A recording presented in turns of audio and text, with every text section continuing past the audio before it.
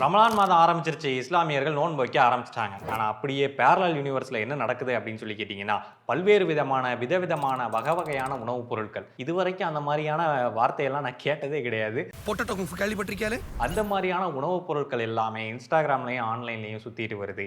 நம்ம ஆட்களும் நோன்பு திறக்கக்கூடிய நேரத்தில் பசி மயக்கத்தில் என்ன பண்ணுறாங்க அப்படின்னா, அது எல்லாத்தையும் ஆர்டர் பண்ணி வயிற்றுக்குள்ளே போட்டுக்கிறாங்க. ஸோ அந்த நோன்பு நேரத்தில் நன்மைகள் அதிகமாக சேர்க்குறமோ இல்லையோ, இந்த மாதிரியான உணவுப் பொருட்களை வாங்கி சாப்பிட்டு நம்ம பயங்கர ஜாலியாக இருக்கோம். இன்னைக்கு அதை தடுத்து நிறுத்த போகிறேன். அட என்னப்பா அப்போ இந்த வீடியோ இஸ்லாமியர்களுக்கு மட்டுமானதா அப்படின்னு சொல்லி கேட்டிங்கன்னா அப்படி கிடையாது. இந்த வீடியோவில் உணவுப் பொருள் எந்த மாதிரி வேலை செய்யுது நம்மளோட உடலில், ஸோ எந்த மாதிரியான உணவுப் பொருட்கள் நமக்கு சிறந்தது அப்படின்ற மாதிரி விஷயங்களை தான் நம்ம டீட்டெயிலாக பார்க்க போகிறோம். அதனால் இந்த வீடியோ எல்லாருக்குமானது தான். அண்ட் நிறைய பேத்துக்கு ஒரு சந்தேகமும் உண்டு. இந்த மாதத்தில் 30 நாள் நம்ம காலையிலேருந்து ஈவினிங் வரைக்கும் சாப்பிடாமல் இருக்கும். 14 மணி நேரத்துக்கும் மேலே நம்ம சாப்பிடாமல் இருந்தும் கூட நம்மளோட தொப்பை குறைய மாட்டேங்குது, நம்மளோட வெயிட்டும் குறைய மாட்டேங்குது. இதுக்கு என்ன காரணம் அப்படின்றதையும் இந்த வீடியோவில் டீட்டெயிலாக சொல்கிறோம். முதல்ல நம்ம சாப்பிடக்கூடிய உணவு எப்படி நமக்கு எனர்ஜியாக மாறி கிடைக்குது அப்படின்றத தெரிஞ்சுக்கலாம். நம்ம என்னதான் வாய் வழியாக விதவிதமான உணவுகளை சாப்பிட்டாலும் கூட இது 3 மெயின் கேட்டகரி கீழே தான் நம்மளோட உடல் வந்து அதை வகைப்படுத்துது. ஒன்று வந்து கார்போஹைட்ரேட், நம்ம உடலுக்கு கிடைக்கக்கூடிய இன்ஸ்டன்ட் ஃபியூவல் அப்படின்னு சொல்லி சொல்லுவாங்க. நம்ம இந்த உணவை எடுத்துக்கிட்ட உடனேயே நம்மளோட ரத்த நாளங்களுக்கு குளுக்கோஸ் வந்து கடத்தப்படுது.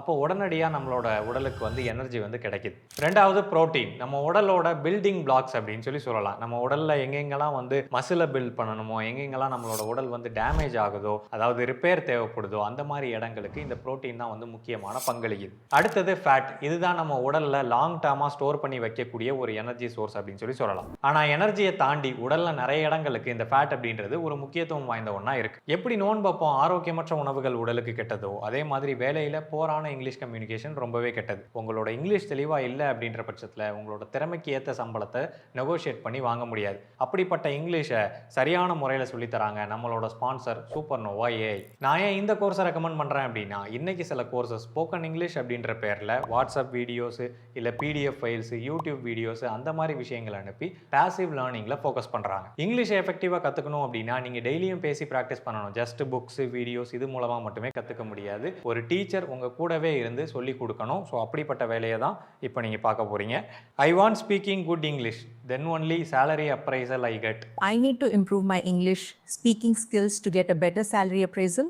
இது உங்களுக்கு புரிஞ்சுதா? பார்த்தீங்களா, இன்ஸ்டன்ட் கரெக்ஷன். இந்த கோர்ஸ் உங்கள் மைண்டில் நடக்கக்கூடிய தமிழ் டு இங்கிலீஷ் திங்கிங் லேகை வந்து ட்ரைனிங் மூலமாக ஃபிக்ஸ் பண்ணும். அன்லிமிட்டட் ஸ்பீக்கிங் ப்ராக்டிஸ் கொடுக்குறாங்க. ப்ரைவேட்டாக டென்ஷன் இல்லாமல் 24/7 நீங்கள் பேசி இதில் கற்றுக்கலாம். அது மட்டும் இல்லாமல் உங்களை அக்கௌண்டபிளாக வச்சுக்க ஒரு ஹேபிட் மென்டாரும் இருப்பாங்க. இந்த மாதிரி டெடிகேட்டட் கோர்ஸ் உங்களுக்கு மற்ற ஏஐயில் கிடைக்கிறதுக்கு வாய்ப்பு இல்லை. ஸோ டிஸ்கிரிப்ஷனில் இருக்கக்கூடிய லிங்க் மூலமாக 75% ஆஃபரோட சூப்பர்னோவாவில் ஜாயின் பண்ணுங்கள். இங்கிலீஷை ஸ்மார்ட்டாக கற்றுக்கங்க. சரி, நம்ம சாப்பிடக்கூடிய கார்போஹைட்ரேட் இருக்கு இல்லையா, அது நம்மளோட வயிற்றுக்கு போகுது. வயிற்றுனா இறைப்பைக்கு போகுது. அங்கே அது செரிமானம் ஆகி நம்மளோட சிறுகுடல் மூலமா இது ரத்தத்துக்கு கடத்தப்படுது. ஸோ ரத்தத்துக்கு போகும்போது குளுக்கோஸ் அப்படின்ற ஒரு பொருளாக மாறி போகுது. இந்த குளுக்கோஸ் தான் வந்து உடலுக்கு பல்வேறு இடங்களுக்கு எனர்ஜியை சப்ளை பண்ணக்கூடியது. ஸோ நம்ம உடல்ல எல்லா பகுதிகளிலையுமே செல் இருக்கு இல்லையா, ஸோ செல்லுக்குள்ள இருக்கக்கூடிய மைட்டோகாண்ட்ரியா அப்படின்ற பகுதிக்கு குளுக்கோஸும் ஆக்சிஜனும் வந்து போகுது.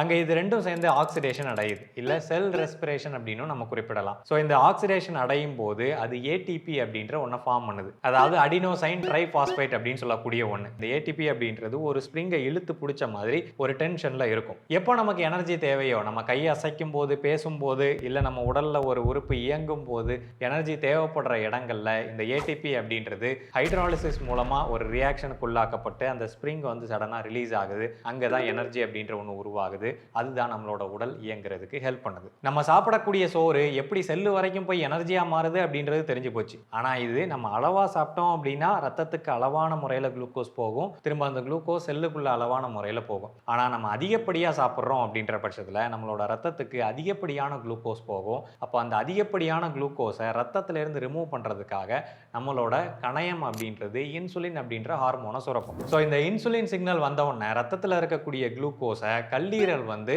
கிளைகோஜனாக மாற்றி அது வச்சுக்கும். இப்போ கல்லீரல் அப்படின்றது நம்மளோட சிஸ்டம்ல இருக்கக்கூடிய ரேம் மாதிரி, அதாவது ஒரு டெம்பரவரியா ஆக்சஸ் பண்ணக்கூடிய ஒரு ஸ்டோரேஜ் மாதிரி. அதனால அதுக்கு ஒரு லிமிட்டடான அளவு ஸ்டோரேஜ் ஸ்பேஸ் தான் உண்டு. அப்போ அதால எவ்வளவு முடியுதோ அந்த அளவுக்கு குளுக்கோஸை ரத்தத்திலிருந்து எடுத்து கிளைகோஜன்னா மாற்றி இந்த லிவர் வந்து வச்சுக்கும். அந்த கல்லீரலோட ஸ்டோரேஜ் வந்து முடிஞ்சு போச்சு, அதை தாண்டியும் வந்து ரத்தத்தில் குளுக்கோஸ் இருக்குது, ஏன்னா நம்ம தான் உள்ளே சாப்பிட்டுக்கிட்டே இருக்கமே அப்படின்ற பட்சத்தில் அதிகப்படியான இந்த குளுக்கோஸ் ரத்தத்தில் இருந்துக்கிட்டே இருக்கு அப்படின்ற பட்சத்தில் அந்த கல்லீரல் வந்து அந்த குளுக்கோஸை வந்து ஃபேட் செல்ஸாக மாற்றும். ஸோ இந்த ஃபேட் செல்ஸ் தான் வந்து நம்மளோட உடம்புல கொழுப்பாக மாறி அங்கங்கே நம்மளோட உடல்ல வந்து அது வெயிட்டை ஏற்றுது. ஆனால் இந்த மாதிரி உருவாகக்கூடிய இந்த ஃபேட் செல்ஸுக்கு வந்து லிமிட் அப்படின்றதே கிடையாது. நீங்கள் எவ்வளவு அதிகமாக எடுத்துக்கிட்டாலும் சரி, இந்த லிவர் வந்து அதை ஃபேட் செல்ஸாக மாற்றி வச்சுக்கிட்டே இருக்கும். ஸோ அதுக்கு லிமிட்டே கிடையாது அப்படின்றதுனால தான் நம்ம அப்படியே பலூன் மாதிரி ஊதிக்கிட்டே போகிறோம், இன்க்ளூடிங் மீ.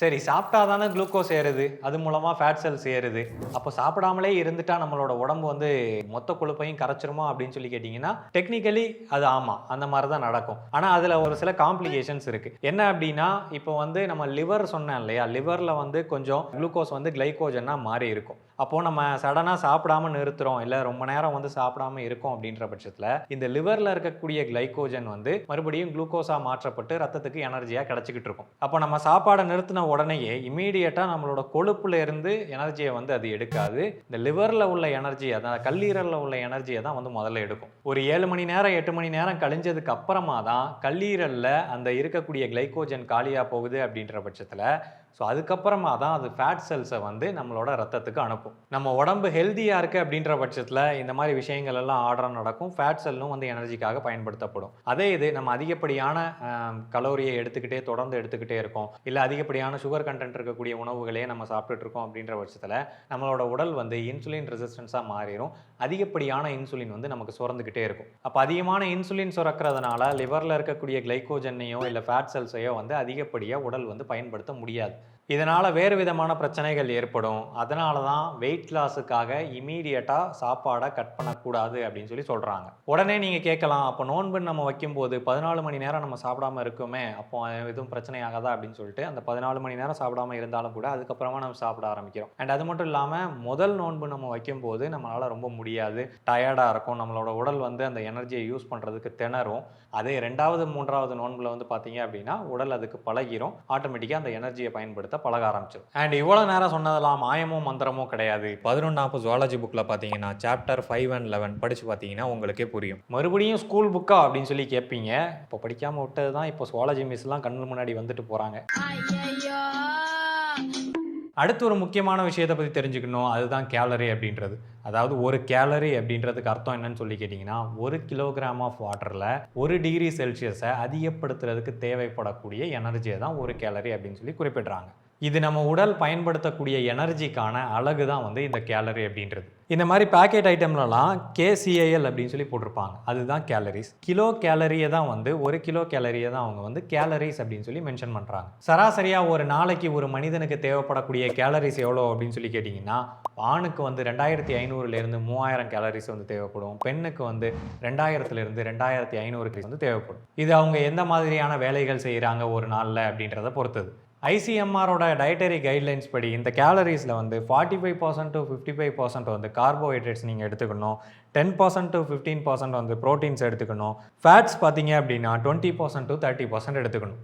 சரி, இப்போ நம்ம நோன்பு துறக்கும் போது எடுக்கக்கூடிய உணவுகள் அது எல்லாம் நான் சொன்ன கேலரிஸ்குள்ளே வருதா அப்படின்றத நம்ம பார்க்கலாம். ஃபஸ்ட்டு ஒரு பேரிச்சம்பழம் எடுப்போம், கரெக்டாக, அதில் எந்த பிரச்சனையும் கிடையாது, ஃபைபர் கண்டென்ட் தான், இன்ஸ்டன்ட் எனர்ஜி சுகர் கிடைக்கும் அப்படின்றப்போ பிரச்சனை இல்லை. அதுக்கு அடுத்தபடியாக நோன்பு கஞ்சியும் வந்து இன்ஸ்டன்ட் எனர்ஜிக்காக உருவாக்கப்பட்டது. ஏன்னா அது வந்து கார்போஹைட்ரேட் டென்ஸாக இருக்கும். இந்த அரிசியெல்லாம் வந்து நல்ல மசிஞ்ச நிலைமையில் நல்ல ஒரு திக்கான ஒரு கன்சிஸ்டன்சியில் இமீடியட்டாக அதிகப்படியான எனர்ஜி நமக்கு கிடைக்கணும் அப்படின்ற பட்சத்தில் உருவாக்கப்பட்ட ஒரு ட்ரிங்க் தான் வந்து இந்த நோன்பு கஞ்சி அப்படின்றது. ஸோ பள்ளிவாசலில் கொடுக்கக்கூடிய ஒரு கிண்ணம் நோன்பு கஞ்சி இருக்கு இல்லையா, அதில் எவ்வளவு கிராம்ஸ் இருக்கும் அப்படின்னு சொல்லி கேட்டிங்கன்னா 500லேருந்து 600 கிராம்ஸ் அளவுக்கான நோன்பு கஞ்சி வந்து அதில் இருக்கும். நம்ம தோராயமாக 550 கிராம் வந்து எடுத்துக்கலாம். அதில் வந்து 70% கார்போஹைட்ரேட் தான் இருக்கும். ஸோ அப்படின்றப்போ 385 கிராம் வருது. ஸோ அந்த 385 கிராமுக்கு நம்ம கலோரிஸ் கால்குலேட் பண்ணோம் அப்படின்னா 1540 கேலரிஸ் வருது. அண்ட் அதில் கறி சேர்த்துருந்தாங்க அப்படின்னா 15 to 20 கிராம்ஸ் அளவுக்கான ப்ரோட்டீன் வந்து நமக்கு கிடைக்கும். அது போக 10% வந்து அதில் ஃபேட் இருக்குது அப்படின்ற பட்சத்தில் 55 கிராம்ஸ்க்கான ஃபேட் வந்து இருக்குது. அதில் 495 கலோரிஸ் வந்து அதில் இருக்கும். ஸோ டோட்டலாக பார்த்தோம் அப்படின்னா 2035 கேலரிஸ் அப்ராக்சிமேட்டாக அதில் வந்து நம்ம எடுத்துப்போம். அண்ட் அந்த கஞ்சி உருவாக்கப்பட்டதுக்கான பர்பஸும் வந்து அதுதான், இமீடியட்டாக நமக்கு எனர்ஜி கொடுக்கணும் அப்படின்றதுக்காக தான். ஸோ அப்படின்றப்போ அந்த கஞ்சி நமக்கு போதுமான அளவு எடுக்கிறதுல எந்த பிரச்சனையும் கிடையாது. ஆனால் அதுக்கு அடுத்து வரக்கூடிய வில்லன்கள், முதல் வில்லன் வந்து ஃப்ரைட் ஐட்டம்ஸ். அது நம்ம வடையை சொல்லலாம், பஜ்ஜியை சொல்லலாம், சமோசாவை சொல்லலாம், இல்லை ரோலு, அந்த மாதிரி விஷயங்கள்லாம் இப்போல்லாம் அப்கிரேட் ஆகி போய்கிட்டு இருக்கு ஃப்ரைட் ஐட்டம்ஸ்லாம். ரோலுக்குள்ள ரோலு, முட்டைக்குள்ள கறி, கறிக்குள்ள கறி, இந்த மாதிரி வித்தியாசமான பலகாரங்கள்லாம் இந்த ஃப்ரைட் ஐட்டம்ஸில் எக்கச்சக்கமாக வர ஆரம்பிச்சிருச்சு. ஸோ இந்த மாதிரி ஃப்ரைட் ஐட்டம்ஸ் எல்லாமே அதிகப்படியான கார்போஹைட்ரேட், அதிகப்படியான ஃபேட்டை கொண்டு இருக்கக்கூடியது. நீங்கள் அதோட சிக்கனு இல்லை அந்த மாதிரி ஏதாவது ஒரு பொருட்கள் எடுக்கிறீங்கன்னா வேணால் அதில் கொஞ்சோண்டு அளவுக்கான ப்ரோட்டீன் வேணால் உள்ளே போகும். அண்ட் இன்றைக்கி எல்லார் வீடுகள்லையும் இந்த நோன்பு திறக்கும் போது ஃப்ரைட் ஐட்டம் அப்படின்றது அதிகமாகிட்டே போகுது. குறைஞ்சது ஒரு 2-3 ஐட்டமாவது இந்த ஃப்ரைட் ஐட்டமில் வெரைட்டி வந்து வச்சுருக்காங்க. அதுக்காக உங்களை சாப்பிட வேணான்னு சொல்லலை, அளவாக எடுத்துக்கிறது நல்லது. ஒரே ஒரு சமோசா, ஒரே ஒரு வடை அந்த மாதிரி எடுத்துக்கிட்டீங்க அப்படின்னா அதுலேயே உங்களுக்கு ஒரு 150லேருந்து ஒரு 200 கேலரிஸ் வந்து உங்களுக்கு கிடச்சிரும். இப்போ தான் முக்கியமான கட்டத்துக்கு வந்திருக்கோம், அதுதான் ஜூஸ் கொடுமைகள். இந்த மாதிரி ஜூஸ் எல்லாம் வந்து இன்னைக்கு எக்கச்சக்கமாக எல்லா இடங்கள்லையும் புழங்குது. அதுவும் இந்த ரமலான் மாதத்தில் கடைகளெல்லாம் வந்து பார்த்தீங்கன்னா வித்தியாசமான ஜூஸ் வகைகள்லாம் இருக்குது. அதெல்லாம் என்னென்னு ஒன்றா பார்ப்போம். ஃபர்ஸ்ட் வந்து கார்பனேட்டட் வாட்டர், கம்ப்ளீட்லி யூஸ்லெஸ், உங்களோட உடலுக்கும் கெடுதி. நீங்கள் அந்த டைமில் குடிக்கிறது வந்து உங்களுக்கு பிரச்சனைகளை ஏற்படுத்தலாம். அதிகப்படியான கலரு, ஃப்ளேவரு, சுகர். ஸோ அதனால் கூடுமான அளவு கம்ப்ளீட்லி தவிர்த்துக்கிறது நல்லது. இந்த மாதிரியான பாட்டில் இன்னைக்கு பள்ளிவாசல்களில் வரும்போதே வந்து 2 லிட்டர் பாட்டிலெலாம் வந்து பார்க்க முடியுது. ஸோ தயவு செஞ்சு வாங்காதீங்க, அவாய்ட் பண்ணிடுங்க. அப்புறமா இயற்கையான பழச்சாறுகள், இந்த மாதிரி மாம்பழ ஜூஸு, கொய்யாப்பழ ஜூஸு, தென்னை மர ஜூஸு, இந்த மாதிரி நிறைய ஜூஸுகள் வந்து விற்கிது. அதிலெல்லாம் நீங்கள் பின்னாடி இன்க்ரீடியன்ஸில் பார்த்தீங்க அப்படின்னா அந்த ஜூஸ் கான்சன்ட்ரேட்டோட அளவு வந்து ரொம்ப கம்மியாக போட்டிருப்பாங்க. 8%, 10% அவ்வளோதான் போட்டிருப்பாங்க. ஸோ அதில் ஆக்சுவலாக இருக்கக்கூடிய அந்த ஃப்ரூட்டோட கண்டென்ட் வந்து அவ்வளவு தான் இருக்கும். மீதி இருக்கக்கூடியதெல்லாம் கலரு, சுகரு, ஃப்ளேவரு, இது மட்டும்தான். ஸோ அந்த ஃப்ரூட் ஜூஸ் அப்படின்னு பாட்டில் அடைச்சி விற்கிறவங்க நல்லவன் மாதிரி அவன் தெரியும், ஆனால் அவன் நல்லவன் கிடையாது. அவன் கேர்ஃபுல்லாக ஹேண்டில் பண்ணணும். இதில் பாப்புலராக இருக்கக்கூடிய ஒன்று வந்து இந்த நன்னாரி சர்பத்து. அது ரொம்ப நாரி போய் கிடக்குது.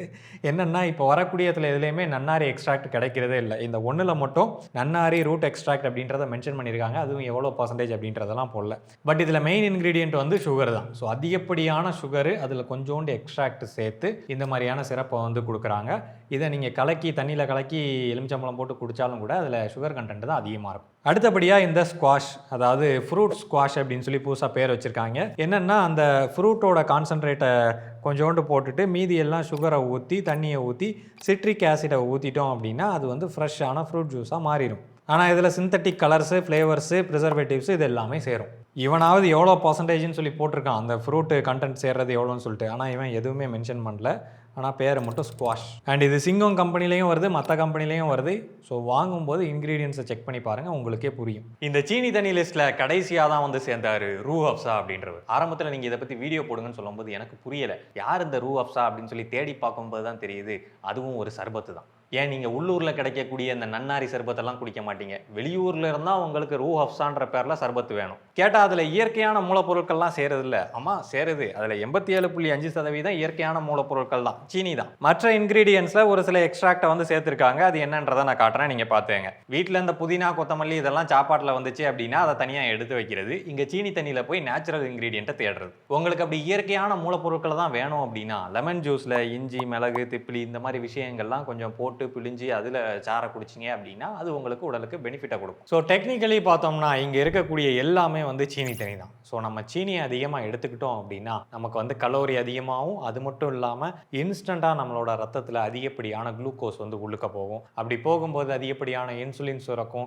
ஸோ இது தொடர்ந்து நடந்துக்கிட்டே இருந்துச்சு அப்படின்னா நமக்கு டயபெட்டிஸ், அதாவது நீரிழிவு நோய் ஏற்படுறதுக்கும் வாய்ப்பு இருக்குது. அப்போ இதெல்லாம் குடிக்கவே கூடாதா அப்படின்னு சொல்லி கேட்டிங்கன்னா தவிர்த்துக்கிறது நல்லது. பட் நீங்கள் குடிச்சே ஆகணும் அப்படின்னா லிமிட்டடாக ஒரு 1/2 கிளாஸ் இல்லை அதிகபட்சமாக 1 கிளாஸ் மட்டும் அதோட நிறுத்திக்கிறது நல்லது. அடுத்தபடியாக இந்த மாதிரியான flavoured essence, rose milk essence எல்லார் வீட்லேயும் கண்டிப்பாக இருக்கணும். அத்தியாவசியமான பொருள் இல்லையா? ஸோ அது வந்து கண்டிப்பாக இருக்கணும். பாலில் வந்து எசன்ஸை ஊற்றி சீனியை போட்டு குடிச்சாதான் நமக்கு அது ஜூஸ் மாதிரி வயிற்றுக்குள்ளே இறங்கும். இது பின்னாடி அப்படியே கொஞ்சம் திருப்பி பார்த்தீங்க அப்படின்னா nature identical flavour, artificial flavour மட்டும்தானே தவிர இதில் வேற ஒன்றும் கிடையாது. அடுத்தபடியாக முக்கியமான பொருள், எல்லார் வீட்லேயும் அடிப்படையாக இருக்கக்கூடிய ஒரு பொருள், ரமலான் வந்துருச்சு அப்படின்னாலே கண்டிப்பாக அந்த வீட்டில் வந்து அகர் அகர் இருக்கணும். அகர் அகர் இல்லை, கடல் பாசி இல்லை அப்படின்னா என்னையா நோன்பு திறக்கீங்க? நோன்பு திறக்கும் போது தேவையான பொருள் இதுயா, இது இல்லாமல் என்னையா நோன்பு திறக்கீங்க அப்படின்னு 4 பேர் வந்து அசிங்கமாக கேட்டு போவாங்க. நான் இருக்கிற ஊரோ கடல் இல்லாத ஊர், கடல் இல்லாத ஊரில் இருக்க எனக்கு எதுக்கே கடல் பாசி அப்படின்னு சொல்லி கேட்டோம்னா அது வந்து டெக்னிக்கலி இருந்தாகணும்.